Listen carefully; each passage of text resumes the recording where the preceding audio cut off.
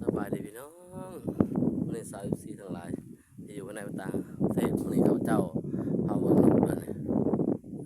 เดี๋ยวพี่น้องลงยางลายเลยนี่ธรรมชาติมันหากินเลยพี่น้องเลยนี่มันหากินอยู่บ้านทุ่งนาบ้านตะขามตะขามหลายแห่งในงามสุดเลยพี่น้องเต็มเลย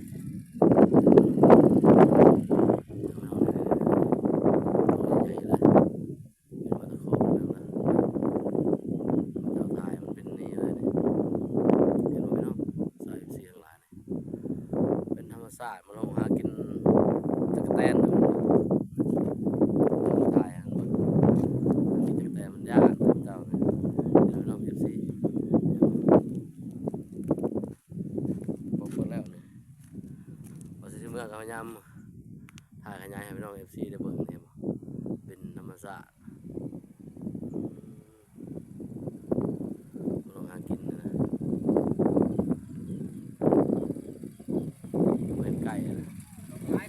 แม่นนกยังไงเนี่ยย่างขาวเนาะจ้าโอ้ใหญ่ๆเลยพี่น้องเห็นป่ะสีน้ำลายเจ้าพยายามถ่ายบินนี้หมดเลยพี่น้องFCเต็มหมดเลยพี่น้องเห็นป่ะFCตอนที่มาพยายามถ่ายไก่ให้เบิ่งเลยมันหากินเลยผมเห็นว่านกยาวขาย่างขาวล้วนเลยพี่น้องเด้อเป็นนกย่างงานขาวลายๆนะเป็นแบบสีน้ำกันที่เมื่อพยายามถ่ายให้เรียนให้FCได้เห็นได้แท้หลายว่าน้องเจ้าถ่ายก็ขยายนะเป็นหมดเลยเนาะเห็นไหมขาวเลยเนี่ยเห็นไหมเนาะเป็นหมูเลยเนี่ยเห็นไหมFCเห็นไหมตาขนาดเลยเนียนบินด้วยเด้อน้องเด้อFCเบิ่งนำกันเด้มันย่านครับเจ้าลมบินนะพี่น้องเต็มเลยมั้งเจ้าขยายให้ได้เฉพาะเห็นบ่ FC เห็นบ่นี่ธรรมชาติแท้ๆเลยพี่น้องเป็นเวิร์นเลยมันย่านครับเจ้านั่นนี่เจ้าพยายามถ่ายละเอียดหันบินเห็นบ่ FC เห็นบ่นี่ขาวเต็มหมดเลยเห็นไหมน้อง FC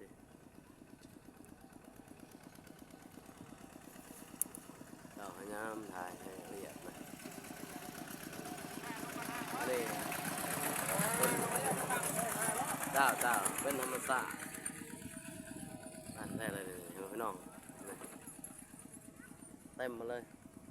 ธรรมชาติงามเลยพี่น้องมันย่านข้าพเจ้ามาเลยบินเวิร์นให้หมดน้อง FC นี่สไลด์ที่ว่าทันทีมันมาหากินอยู่ในนี้นะเห็นหมดนี่บินไปเรื่อยๆเลยเห็นไหม FC เต็มเลยนี่อันเวิร์นลงหากินจักรแตนคือว่าในบ้านนาสังนี่เขาอนุรักษ์ไว้เด้อพี่น้องเด้อบ้านนาสังเมืองไซบุรีแขวงศรีนครินทร์พี่น้องคนอนุรักษ์ไว้เป็นนกยางขาวสลับลายนะเด้อพี่น้องเด้อนี่ลายเลยเต็มหมดเลยเป็นหมู่เลยสีก็พยายามถ่ายเขาเจ้าบอสซีเมืองกับพยายามถ่ายให้FCได้เห็นรวมกันเนี่ยเห็นไหมพี่น้องมันจะเบิ่งทางบินเวิร์นเนี่ยหลายจำนวนหลายร้อยโตเลยเนาะเจ้าเขาย่ำเขาไปเขาถ่ายไปเบิ่งละเอียดนะโอ้โหสุดยอดเลยเนี่ยมันก็ย่านครับเจ้ามันก็บินเวิร์นเลยเจ้าเขาย่ำถ่ายอยู่ตอนนี้หัวเขาตันไว้จะเข้าก็ได้เข้าได้เลยน้องนะเต็มเลยเจ้าก็จะเข้าไปนั่นเข้าได้เขามัดละเอียดแล้วนะ ถ่ายเป็นแท้ๆเลยให้ FC ได้เบิ่งจังๆนะว่าเราอยู่ FC ว่าเจ้าเฮ็ดบ่ได้มันอยู่ไกลนะไกลแท้ไกลหว่าเลยประมาณ 400-500 เมตรแล้วมันเห็นบ่ละเอียดพี่น้องถ้าอยากถ่ายให้มันงามให้ FC ได้เบิ่งได้เห็นได้ชมนำกันนี่มันอยู่ใกล้แล้วเห็นบ่ละเอียดนะพี่น้องนะได้สำนี้ว่าซะพระเจ้าอยากต้องมันน่ะบินแล้วก็ถ่ายให้ FC เห็นคักๆนะมันจะขึ้นบ่ได้เนาะ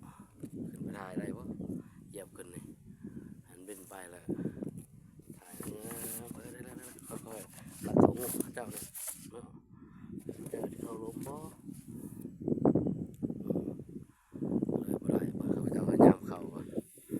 สิข้ามได้ไว้สิหลอดเขานี่นะเขาได้บ่เจ้าพยายามเข้าของบ่เขาก็ถ่ายให้เบิ่งนี่ให้สิได้เห็นนำกันหลายแท้หลายว่าเลยบินเนาะ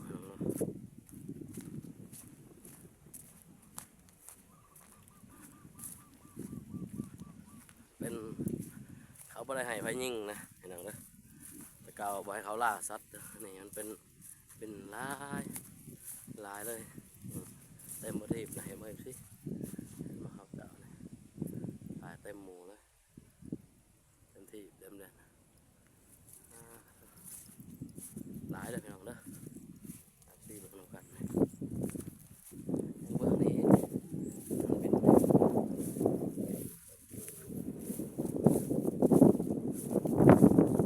พวกหากินเนาะถ่ายเขาเบิ่งลงหากินนะเพื่อนนั่นนึงบังเขาจะเข้าไปบ่ได้สิเอ้ยนี่ไม่จะน้ำนะเจ้าอยากถ่ายใกล้ๆแต่มันบ่อยู่เด้อสิมันบ่อยู่ให้นี่มันเป็นขี้ต้มเจ้าพยายามถ่ายให้ได้เบิ่งทำกันแบบจะๆเลยละเอียดมันยากเนาะเขาเจ้าจีถึกยิ่งถึงยังนะแต่บ่แม่นเขาก็จะถ่ายให้ FC ได้เห็นเต็มหูเต็มตาแบบนั่นเลยเนี่ยบินมาเลยบอกน้องเขาอ๋อเป็นหมูเลยนะเต็มมาเลยน้องต้นใหญ่ๆโอ้มันลงหากินเลยครับ